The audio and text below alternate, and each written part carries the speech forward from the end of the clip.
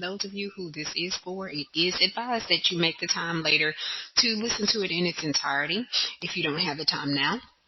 Of course, I do want to encourage you to like, share, subscribe, and comment. But I just wanted to just pop in here just to kind of let you know that this is kind of a continuation of something that should have been done 2 months ago. When I originally posted the word, "You are his shield." The enemy has delayed it long enough, and I'm not going to allow that to happen anymore. So I appreciate your support, your comments, your likes, your shares, and especially your subscriptions so that we can grow this family together.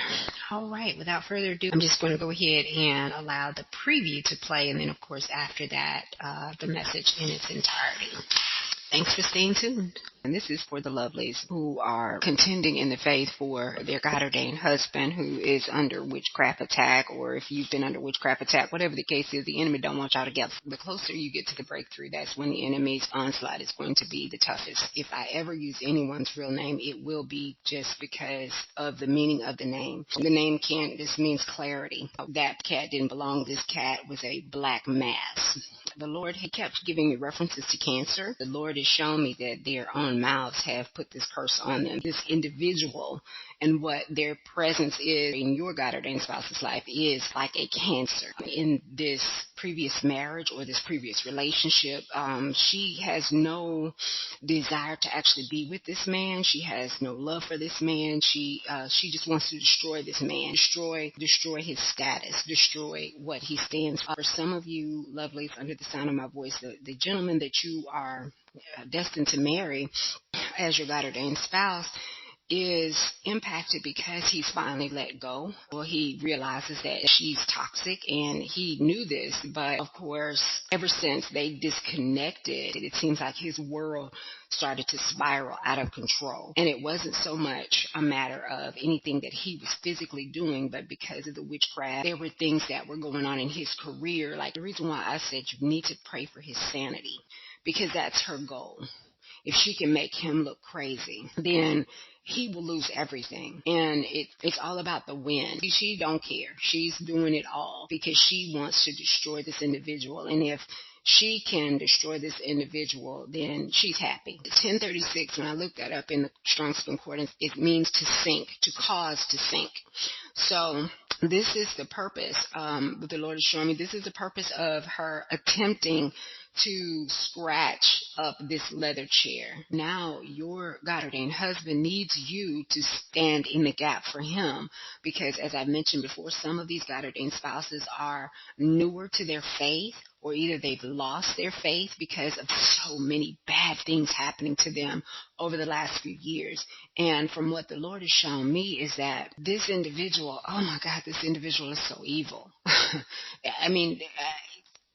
They're cancer. This is what this individual represents. Like I said, I'm going to go into detail to further explain what the Lord has shown me in so many dreams that I have been holding on to, that I'm just going to release because it's necessary that you all get these tools. By implication, in the Greek, that the word, I can't pronounce the word, but in the Strong's Concordance, what it's correlated to is, I mentioned it means to sink or to cause to sink. And it says by implication to drown. And that's exactly what her goal is for this God-ordained spouse of yours. Hey there, lovelies and gents. This is your girl Nadia, a.k.a. The Prophet in Process, and I'm just going to kind of piggyback on the word that I recently left. I know that I kind of was all over the place with, explaining that dream back and forth, and I'm going to just plug in the actual dream itself because I wasn't quite off on my recollection of it, but apparently my aunt was not in the dream, but there's just some other factors that I want to discuss, and I'm going to go ahead and just plug this dream in right now, and then we'll come back and discuss it based on what the Lord has shown me today. All right, stay tuned. Okay, I just had a quick dream. It is 10:36 p.m. and I just felt like I was in my aunt and uncle's first home, their duplex, except in this one it was like my uncle was sitting in he was like reclined completely in his leather chair he used to have. He always had a leather chair, and there was a cat in there, and the cat was kind of like, I was standing over my uncle. I don't know why, but I was just like standing over him. And I just remember that I don't recall anybody else being in the home, but then all of a sudden the cat just, I felt like the cat was trying to scratch me or something. Like I felt a tugging, but it was like the cat was trying to rip up the leather recliner, like damage it. And I guess I was standing there and I was kind of preventing it from getting real close or something, but it was still there, and it started like growling, like meowing, but like really aggressive, like it was just getting ready to scratch me and scratch up everything. And I remember saying, Candy, come get your cat, and I just remember saying that a couple of times. But in waking life, my cousin didn't have a cat when they lived in that duplex. She didn't get any pets until they moved out. So it's like in this dream, she don't belong there. Wow, she don't belong there. Well, I know the cat was black. Yeah, all I remember seeing like a black mass. I didn't really look at it, but I knew it was a cat. They found it, and that's it. Okay, lovelies, this is your girl Nadia, and I'm coming back here just to kind of go back into this dream. Please excuse my voice. Our enemy is trying to attack my throat, so, we're going to keep it pushing either way so that I could get this out for you all. I just had to revisit this dream. Of course, I posted that word about you being his shield, and this is for the lovelies who are contending in the faith for their God-ordained husband who is under witchcraft attack, or if you've been under witchcraft attack, whatever the case is, the enemy don't want y'all together. And I had said before that I was going to unpack this later, but I just hadn't because I'd been under attack. I mean, just the bottom line is, it's been going through quite a bit, but, you still have to push through regardless. The closer you get to the breakthrough, that's when the enemy's onslaught is going to be the toughest. So with that being said, hopefully that will encourage someone out there. Okay, of course, eat the meat and spit out the bones. This may not be for you, and it may not be your season for marriage. However, if you feel that it is your season for marriage, please listen up. And I want to encourage you to get a pen or a pencil to jot down some notes that may be beneficial to you in this brief further unpacking, because I did kind of break down what was going on nearing the end. Of course, it was kind of all over the place, as I mentioned, but my cousin's name in waking life is Candace. And of course, we call her Candy. And this is just to let you know what the name means, because if I ever use anyone's real name, it will be just because of the meaning of the name. And of course, my cousin, as I mentioned, she has been in a lot of my dreams, and in many cases, she represents the wicked woman. In this case, however, she does not represent the wicked woman per se. Well, actually, the Lord is saying it is kind of twofold. Even right now, he's letting me know that when I was calling out saying, Candy, come get your cat, that's just letting that's letting me know that Candy is the one behind this cat. And I called her out twice. So that's something I wasn't expecting right now. But also the name Candace means means clarity or whiteness. It also can represent purity. However, in this case, this was, of course, this is the Lord showing me, that I'm calling out for clarity as well, because that particular cat didn't belong there. And I also mentioned about this cat was a black mass. The Lord, he kept giving me references to cancer, and I honestly was really feeling horrible about this, because I'm not one to want to put a curse on anybody, but the Lord has shown me that their own mouths have put this curse on them. So I was hesitant to even release anything about someone getting cancer, but the Lord also reassured me just a couple of days ago, maybe yesterday, that it may not necessarily be the actual disease of cancer, but it's likened to cancer. This individual and what their presence is in this God-ordained spouse's life, or in your God-ordained spouse's life, is like a cancer. It is, and it spreads and it doesn't belong there, because what is cancer? It's an overdevelopment of abnormal growth of cells that that just kind of go nuts in someone's body, and that's kind of what is transpiring in this previous marriage or this previous relationship. She has no desire to actually be with this man. She has no love for this man. She just wants to destroy this man, destroy his seat, if you will, destroy his status, destroy what he stands for, what he's reclining on. Because by all accounts, for some of you lovelies under the sound of my voice, the gentleman that you are destined to marry as your God ordained spouse is impacted because he's finally let go of this particular individual. He realizes that she's toxic, and he knew this, but of course, ever since they disconnected, and he probably hasn't put two and two together at this point, but ever since they disconnected, it seems like his world started to spiral out of control. And it wasn't so much a matter of anything that he was physically doing, but because of the witchcraft that she was subtly kind of sprinkling here and there, if you will.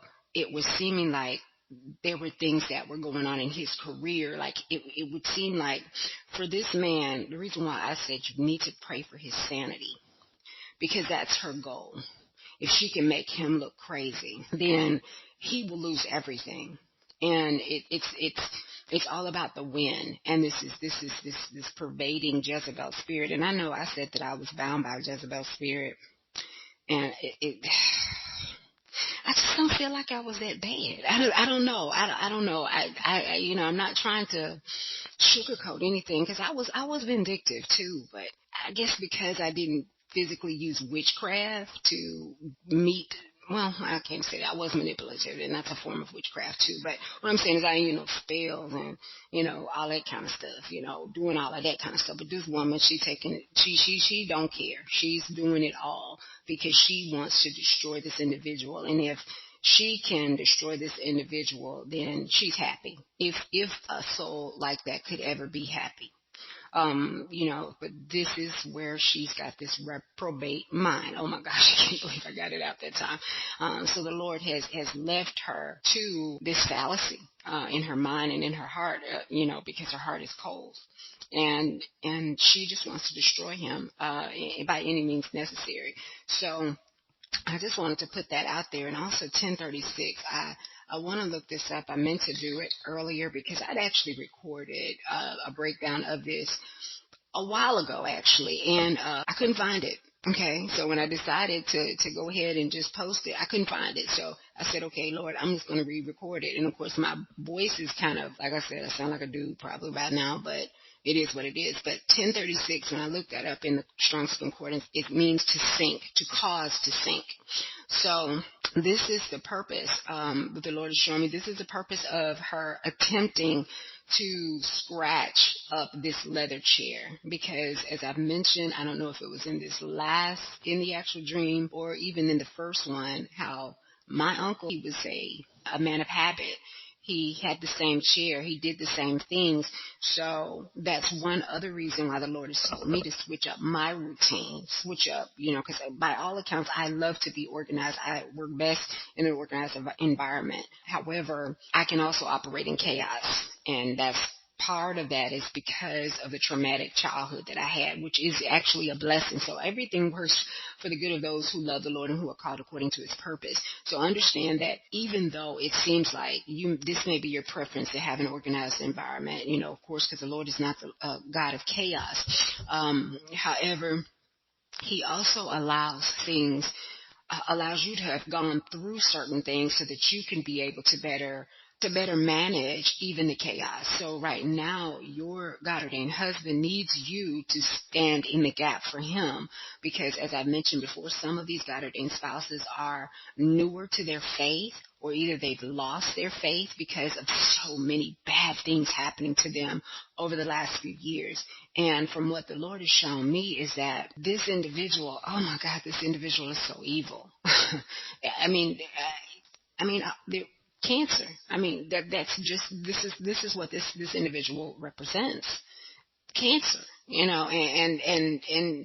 that is what this individual hopes to continue to be in this God ordained spouse's life. And she's pulled out all of the stops. And like I said, I'm going to go into detail to further explain what the Lord has shown me in so many dreams that He's given me that I have been holding on to, that I'm just going to release, because it's necessary that you all get these tools, so that you all will understand what you're dealing with or who you're dealing with. And as I mentioned, 10:36, that was the time that I had actually awakened from this dream. But when the Lord gives me numbers or anything, I kind of jot those things down, and that may be a way that the Lord wants to speak to you as well. Of course, you have to, I forgot to say it, eat the meat and spit out the bones. Every word is not for everyone. If this is not for you, rather, please keep it pushing. If it is for you, please like, share, comment, and also subscribe if you feel like, this content is beneficial to you or someone that you love. Excuse me. Okay, and by implication, in the Greek, that the word, I can't pronounce the word, but in the Strong's Concordance, what it's correlated to is, I mentioned it means to sink or to cause to sink, and it says by implication to drown. And that's exactly what her goal is for this God-ordained spouse of yours. It also represents in the Hebrew house to dust, a place in Palestine. And when it says a house to dust, it's like she wants to destroy this man's heart and his life. And I believe it is in Proverbs 14 about the wicked woman destroys. Let me see this one moment here. I believe it's Proverbs 14, where it's talking about a wise woman builds up her house, but with her own hands the foolish one tears her down. So basically, when we think about the hands in biblical antiquity, the hand usually represented the entire forearm, including the fingers with the digits as well. And it also, the same word, I believe, that represents hands is also correlated to the word power. So with her own power, she's tearing down her own home. So at any cost, she does not care about the outcome of this individual. Her main goal is to destroy him. Because he rejected her, and he rejected her because she needed to be rejected. She's a despicable human being. So it's kind of like, but this is her choice. So it's not about hating this individual. It's about hating the spirit on this individual, and then of course this individual he's chosen this route. So, I mean, it's like, what can you say? You've chosen to be this way. It's no longer, you've chosen to be this way. God gives us a choice. He loves us that much that He gives us a choice. So, and even further in this, I noted that I've mentioned about some serious tumultuous divorces that have been taking place, and the Lord has shown me at times in the past about that He's just given me the word slander, and I realized lately that slander was related to me, where I've been slandered to my God-ordained spouse, and possibly to my God-ordained spouse's loved ones, and via dreams, just a lot of masquerading spirits and things of that nature, and I'll unpack a lot of that as we go along through this learning experience, because that's exactly what it is. It is absolutely a learning experience. And the Lord is showing me now in Proverbs 14:5, where it says, an honest witness does not deceive, but a false witness pours out lies. And that's exactly what's transpiring with this individual in court. And of course, just like with the Amber Heard situation and Johnny Depp, all of these lies and things of that nature are coming to a head. I mean, it's just obvious to everyone, even though in previous years those lies were believed. So it's kind of like, this is the shift that your God-ordained spouse has been waiting for, and this is the shift that you've been waiting for. It's not that you want to rejoice in the downfall of another, but it's kind of like you just kind of just, it's kind of like I knew it was coming. It's kind of like, this is where God is vindicating you and your God-ordained spouse. This is how God is being glorified in this situation. It's not a matter for you to sit there and gloat or smile about it because this person is falling. It's really a travesty that this person is falling, but the Lord has had to deal with me lately because I had been, in a very real way, devil's advocate throughout this whole process that I've endured, which I'm going to disclose quite a few of the dreams and just my recordings that I thought were going to be solely personal. Because this is the way that I felt, because the last thing that I want to be is an interference in anyone's marriage or relationship or anything like that. But because I had a past of adultery, a past of infidelity, was also a place where the enemy tried to use that as an insecurity, because I hadn't really grasped that I'd already been absolved of everything. It's like I would say it, but I really didn't quite believe it until most recently. And the Lord has shown me by revisiting some of my dreams, oh, this wasn't actually from you, Lord. This was manipulated. And I'm just going to show you how she actually set me up, quote unquote, for failure, but it really was exactly the test that I needed so that I would have the testimony to be able to share with you all so that I can walk you through the process if necessary of how to overcome this type of demon. Because that's all it is. It's just demonic. It's no way around it. This is just, like I said, a despicable human being. I mean, it's just a despicable human being. It's no way around it. But I am going to, I believe, leave you at that right now, lovelies and gents. And I know I mentioned that at first this is kind of for the lovelies, but, govern yourselves accordingly. Eat the meat and spit out the bones.